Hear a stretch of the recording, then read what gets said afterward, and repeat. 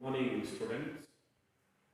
Today I am going to explain what is DC motor, what is the principle on which DC motor works, what is back EMF, what is the significance of back EMF in case of DC motor under low load and loaded condition. So let's go through the PPT with screenshots. Thank you. DC machines. It's the third unit of basic electrical engineering. So we all know that DC machine, it can be operated as a generator as well as motor. So generator, you all know, it converts mechanical energy to electrical energy, and the motor, the DC motor, converts electrical energy to mechanical energy. So it's a simple definition of DC motor. So coming to the principle of DC motor, so we know that DC motor converts electrical energy to mechanical energy. So it works on the principle of Faraday's law of electromagnetic induction. That means whenever a current carrying conductor is placed in a magnetic field, it experiences a force. So you can see a north and south pole magnet. In between north and south pole magnet, you can see the magnetic field. You have north and south pole. In between these two poles, you have a field, and you have conductor has been placed A, B, C, D, which forms the conductor, and these two conductors has been provided with the battery. So for the flow of current. So R1, R2 forms the rings, separate split rings, and then B1, B2 forms the brushes.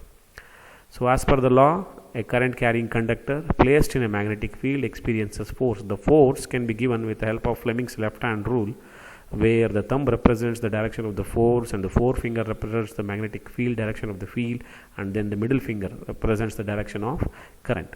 So if you go through this particular diagram, Fleming's left hand rule, and also the working principle diagram, so it is clear that the force acts towards upward direction. That means it rotates in anti-clockwise direction. That means the conductor rotates in anti-clockwise direction. So this is the working principle of DC motor, and you can also see the animated video with the link provided here.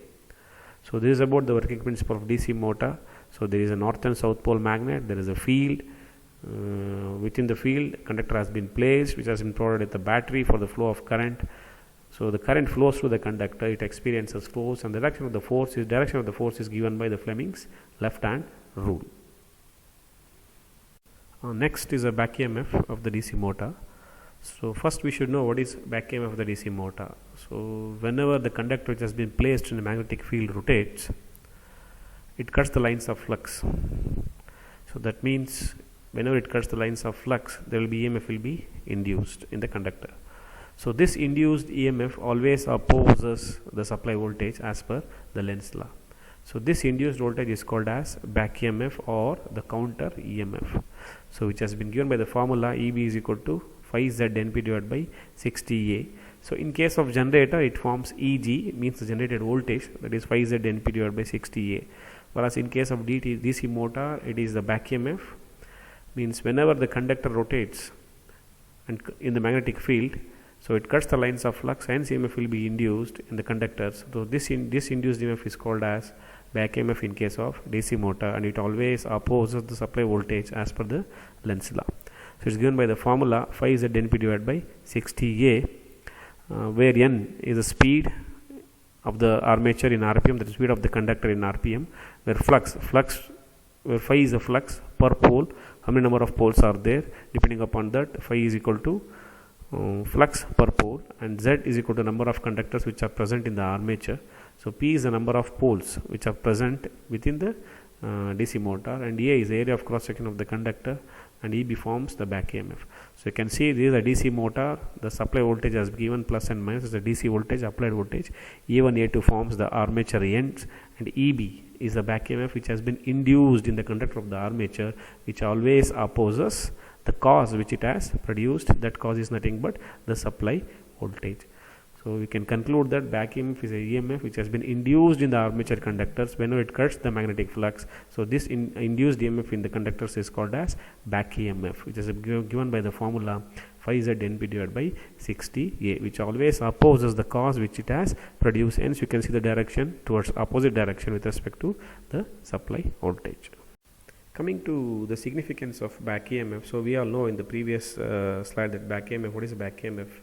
And coming to the significance of back EMF, it plays an important role in case of DC motor. So DC motor has a capability of self-regulating itself depending upon the torque required, whether the motor is loaded or unloaded. Depending upon the loaded condition or unloaded condition, it can regulate itself depending upon the back EMF of the motor which has been produced in the armature. So as you can see, armature current IA is given by the formula V minus EB divided by RA, where V is applied voltage and EB is a back EMF and RA is armature resistance. So where V is a constant, which is applied voltage, and RA is armature resistance, it is also constant. So those two parameters remains constant in the formula.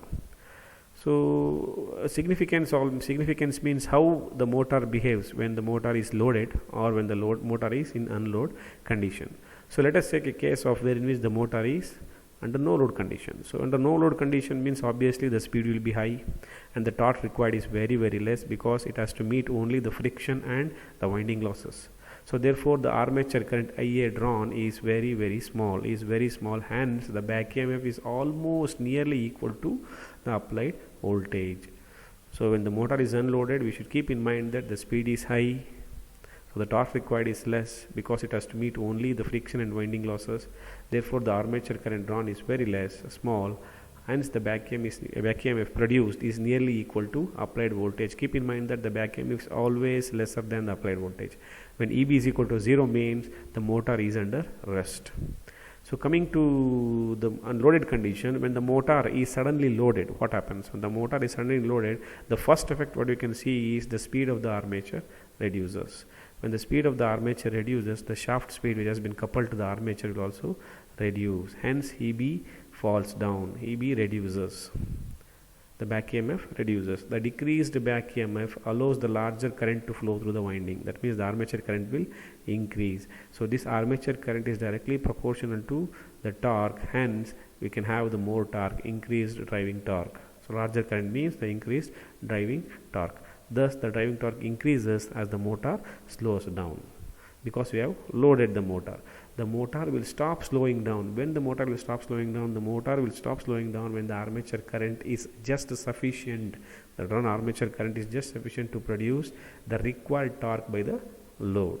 So this is what happens in case of when the motor is suddenly loaded. So if the load on the motor is decreased, what happens? If the load on the motor is decreased, the driving torque is excess of the required, so that the armature is accelerated. As the armature speed increases, the back EMF EB also increases and causes the armature current IA to decrease. So the motor will stop accelerating when the armature current is just sufficient to produce the reduced required torque by the load. So this is what the significance of back EMF, wherein which DC motor has a capability of self-regulating itself depending upon the load, when this load is suddenly switched on or when the load is suddenly taken out or switched off. So this is what the significance of back EMF.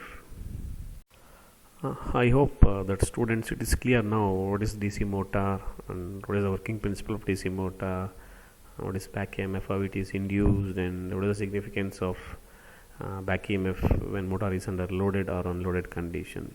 So hope it's clear. Thank you.